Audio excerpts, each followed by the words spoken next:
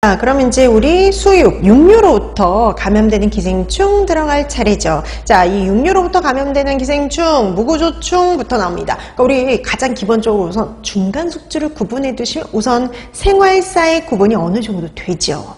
자, 우리 무구조충 하면 없을무예요. 뭐가 없느냐면 갈고리가 없습니다. 그래서 갈고리가 없어서 우리가 무구조충 내지는 민촌충이라고 얘기를 하고요.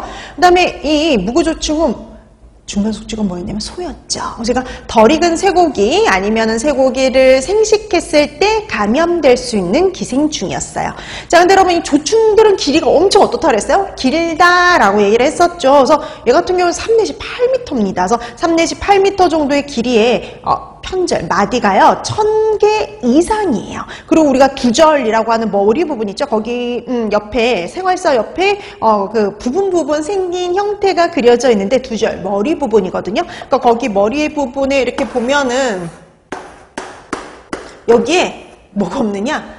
갈고리가 없어요. 갈고리가 없기 때문에 무구조충 내지는 민촌충이라고 얘기를 합니다. 그래서 이렇게 갈고리가 없는 이런 형태의 머리에다가 그 다음에 마디가 이렇게 길게 연결되는 기생충 그림 주고요. 그 다음에 이 그림과 같은 기생충으로요. 소고기를 통해서 감염될 수 있는 기생충은 이렇게 해서 출제가 됐습니다. 근데 솔직히 그림 없이 소고기 얘기만 나와도요. 답은 하나밖에 될 수가 없어요. 바로 뭐냐? 무구조충, 민촌충이다 라고 보시면 됩니다. 자, 이 무구조충의 생활사를 보시면은요, 이 생활사 안에 꼭 뭐가 들어가 있어야 되느냐? 소요, 소. 왜냐면 얘가 중간 숙주가 소니까 소가 들어가 있어야 돼요. 그러다 보니까, 이거는 정말 이 육류를 통해서 감염되는 기생충은요, 아주 손쉽게 생활사가 구분이 됩니다. 그래서 소를 통해서 소고기를 생식했을 때 감염될 수 있는 거 무구조충이다. 다시 한번 확인해 주시고요. 그 다음에 성충이 생긴 모양 요거 확인해 두시면 됩니다.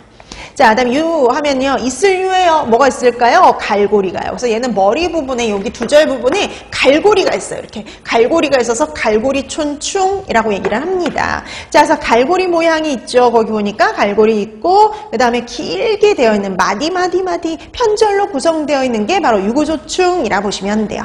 자, 그 다음에 우리가 갈고리 있으니까 갈고리촌충 이렇게 얘기하고요. 얘는 돼지고기를 덜 익혀 먹었을 때 생식했을 때 감염될 수 있죠. 그래서 생활사에 뭐가 꼭 들어가 있을까요? 돼지가 꼭 들어가 있어요. 그래서 생활사에 이렇게 돼지가 들어가 있는 거 유구조충이라고 보시면 되는 겁니다. 그리고 그러면 그 생활사에 돼지 들어가 있고 그 다음에 길이가 엄청 긴 마디가 연결되어 있는 게 나와 있다? 그러면 이거 유구조충인 거죠.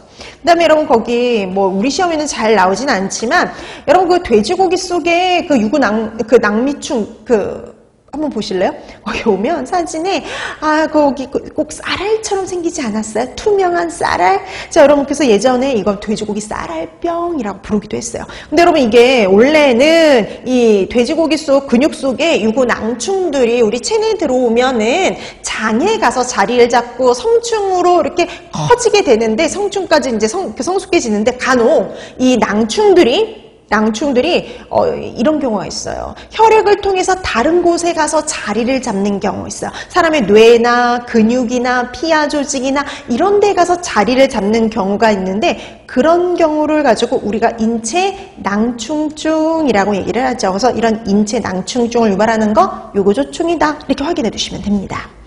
자, 그 다음에 선모충 나오죠. 그런데 여러분 선모충 돼지고기를 덜 익혀서 먹었을 때 감염되는 기생충 맞아요. 근데 얘도 뭐 예전에 시험 문제 나올 때 근데 얘는 생활사에 뭐가 꼭 들어가야 되느냐? 원래 병원체를 누가 갖고 있을까요? 쥐가 갖고 있었어요. 쥐. 그래서 원래 이 병원체를 쥐가 갖고 있는 바람에 그 생활사에 돼지 말고 뭐가 또 들어가 있어요? 쥐가 들어가 있으며 이거 선모충이다 라고 구분해 두시면 되고요. 그 다음에 얘 같은 경우는 발열, 근육통, 눈의 이상 같은 이런 증상들을 볼 수 있었죠.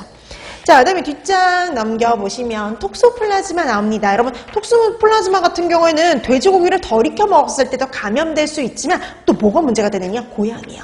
고양이. 그래서 고양이의 배설물에 오염된 음식이나 물 이런 걸 통해서 감염될 수가 있어요. 그래서 돼지 말고 고양이 얘기까지 나오면 톡소플라즈마라고 보시면 돼서 돼지하고 그 다음에 쥐가 나오면 선모충이었듯이요. 돼지와 함께 고양이 얘기가 같이 나오면 톡소 톡소플라즈마라고 보시면 돼요. 그래서 이 톡소플라즈마는 생활사는 나온 적은 없으나 뭐가 나온 적이 있었느냐면요.